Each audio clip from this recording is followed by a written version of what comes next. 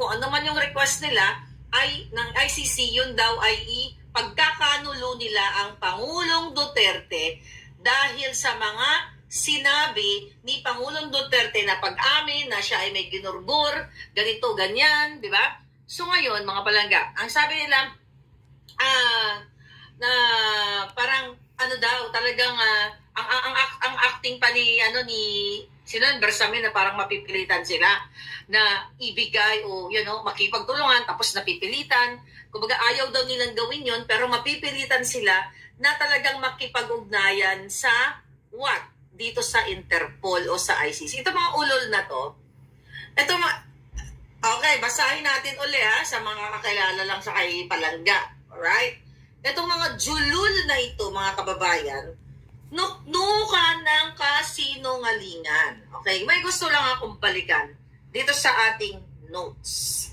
Saturday, November 18. Basahin natin ulit. Kung mali ang puting ahas, lahat na nangyayari in the past, eto na. Lahat ng sinabi ko sa inyo, eto na. Ipapatupad ng Malacanang ang O-Plan, eliminate the enemies, kung saan ang mga pangunahing layunin ay makontrol ang lahat ng sangay ng gobyerno at manatili sa pwesto ang pamilya Marcos. Pangunahing layunin ay makontrol ang lahat ng sangay ng gobyerno at manatili sa pwesto ang pamilyang Marcos o Bangag. 2022 to 2028, Marcos, Tambaloslos, Romualdez, 2028-2024, Charis, 2034-2040. Ang sequence of events nila ay ganito. Okay? Gibain si Vice President Inday Sara gamit ang confidential funds issue. Yan ang ginagawa nila ngayon. Subalit, ano ba ang katotohanang meron bang pagkakamali si Inday Sara? Wala. So, ang pinapaliwanag dito mismo, ito'y galing to sa loob ng Malacanang kasi nalalaman nila yung galaw ng mga bangag. Nag-request lang si Inday Sara sa Office of the President kung maaari siyang mabigyan ng pondo na gamitin bilang confidential fund. Pumayag at nagbigay ng pahintulot si Bangag o si Kuting at nagbigay ng direktiba na hanapan ng pondo at bigyan daan ang request ni VP Sara. Malinaw, ang source of funding ay ang Office of the President. Siya rin ang nag-approve, meaning si Bangag, ng request na maaari namang i-deny o disapprove kung mayroong batas na malalabag o kung ito ay unconstitutional. Si Sara lang ang pinapalabas na mayroon umanong paglabag sa batas, subalit ang katotohanan na nagmula ang pahintulot at pagbigay ng pondo ay galing kay Bangag. Correct. Okay?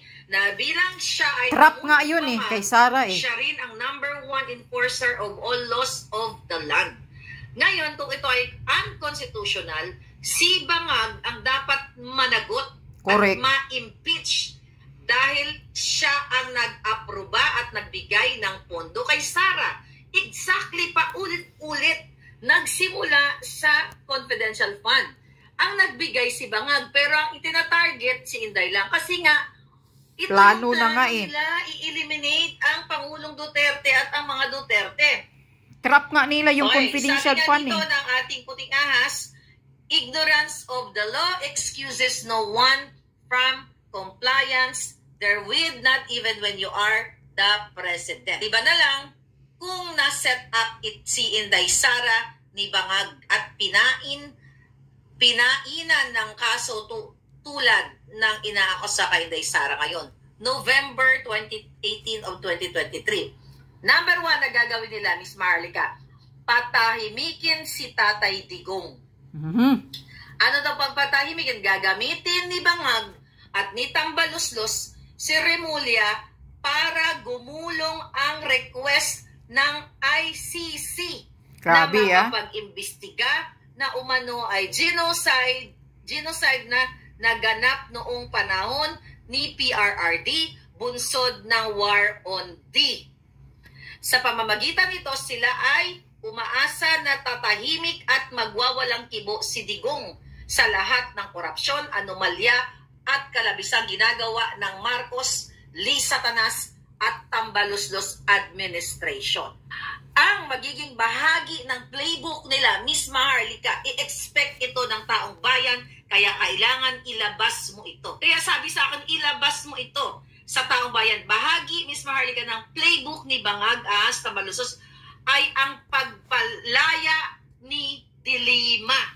Oh my God, tingnan mo. Ayan na, lumaya na nga eh. Bilang taga-usig ni Digong, katuwang si Trillanes, na ngayon ay diretsyong nakikipag-ugnayan kay Bangag sa Malacanang at gagawin pa nga daw itong advisor to the President or special envoy pa ito ay behind the scene lang, pasikreto. Grabe ah. Saya. Yan ang plano na magsasabi kayo na si Marcos Jr. mabait sa kadimunyuhan sa patalikod, traidor. Ano ito si Puting Ahas? May bolang kristal? Kaya nga. Narinig niya lahat ito, kaya nga nababaliw si Bangag, nababaliw si Lisa na pinagtatanggal yung mga taong nakapaligid siya kasi hindi nila ma-pinpoint kung sino ang Puting Ahas ni Maharlika. Balikan natin. Ayon dito, bahagi din si Franz Castro. Oh, yan. Na makakaliwang grupo dahil yan po ay binabribe na ni Romualdez.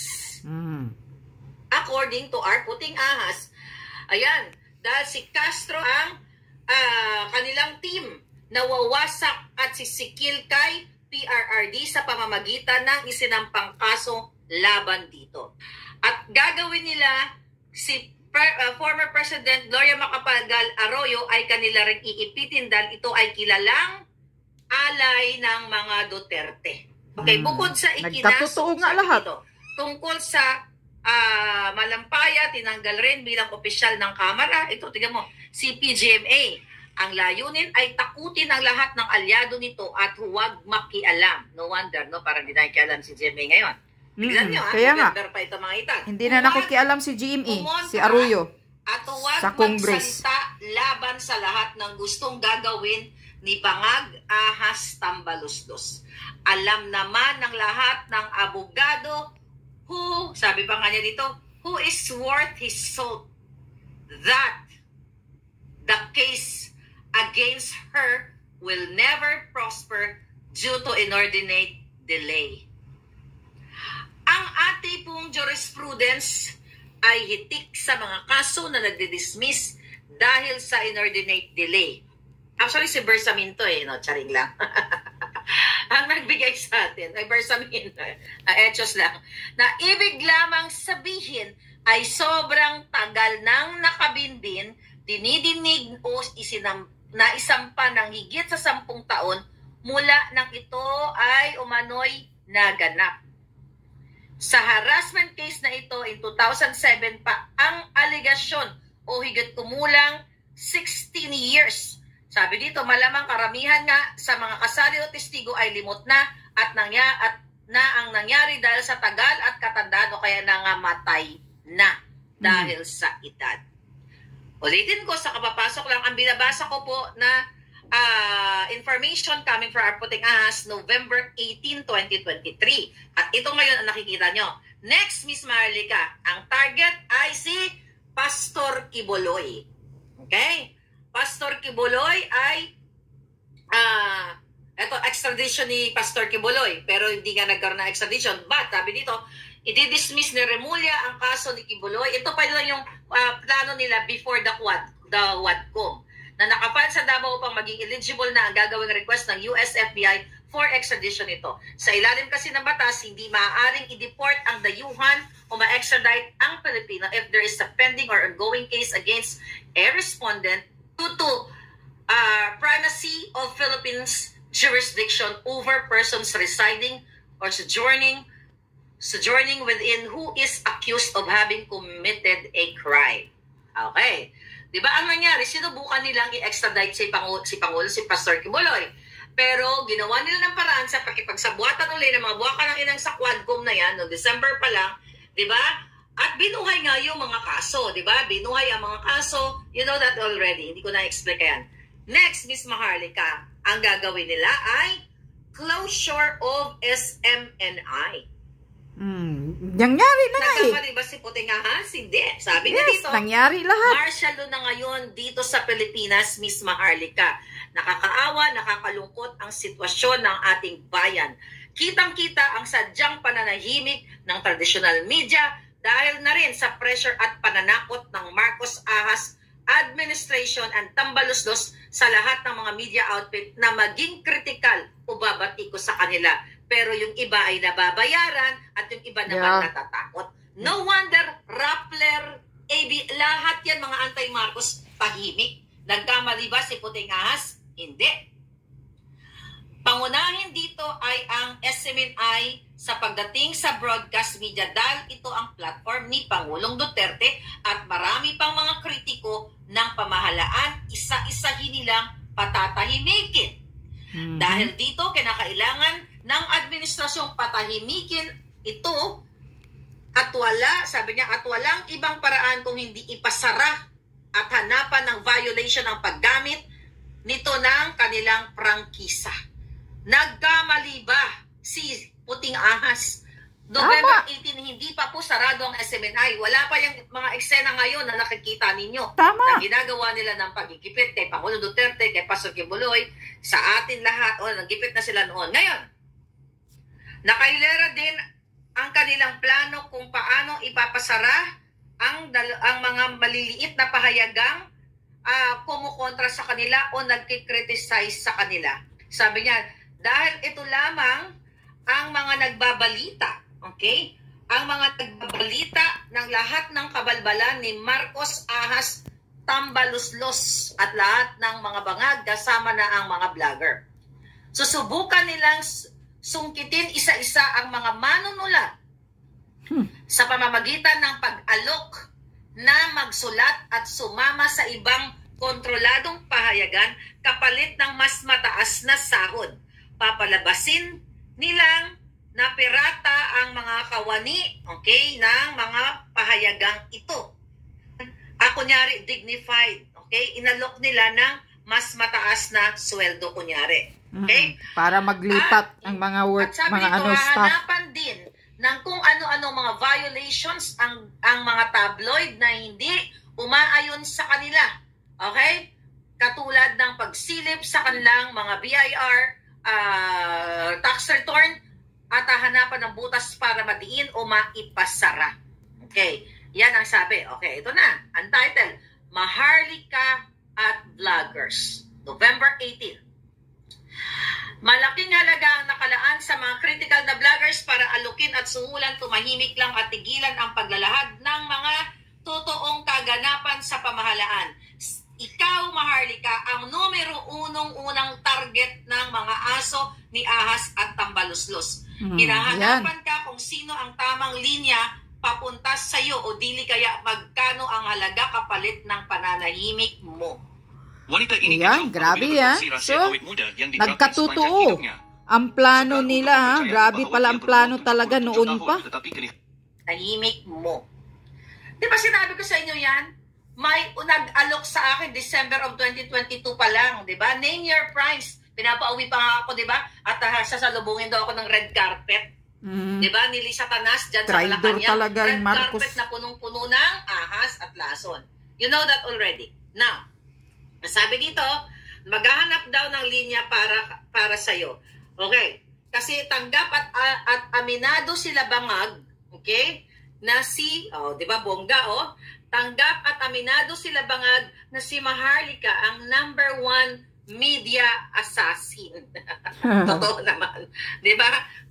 Talagang, At kung, sabi niya, at kung hindi makokontrol, si Maharlika ay malaking sakit ng ulo at balakid sa kanilang mga plano.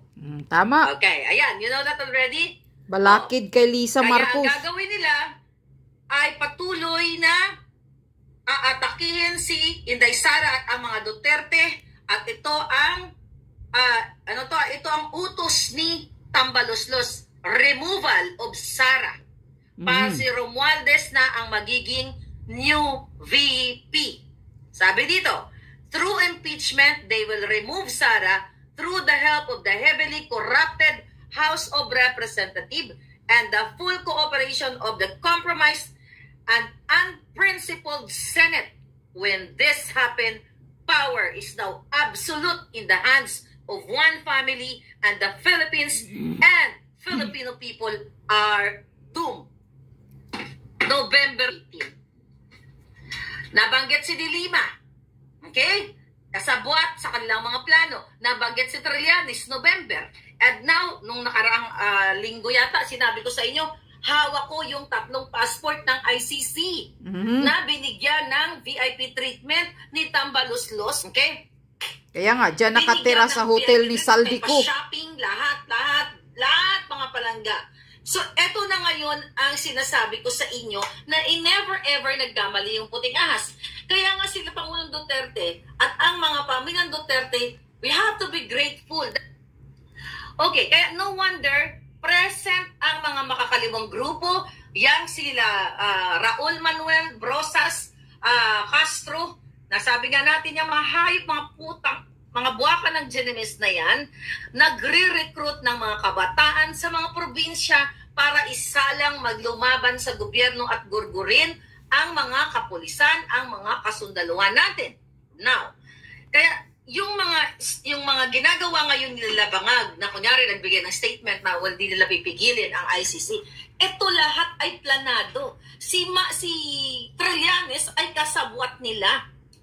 During the WAD committee na yan, WAD committee, nandoon si Trillanes kasi nga inuutusan niya ni Lisa Tanas. Yung buwaka ng inang supot na yan, na talawan, di ba? Sabi ko nga sa inyo, nakamit ko na yan, one-on-one, duwag yan. Kaya Sa nga. akin palang duwag yan, hindi makapatingin ng diretso. Trillanes na yan, kasabwat ni Lisa Tanas. Si Lisa, si Tambaluslos, si Bangag talaga. Yung tatlong niyang mga inayupak na yan, yan ang dahilan kung bakit nagka-leche-leche ang buhay ninyo.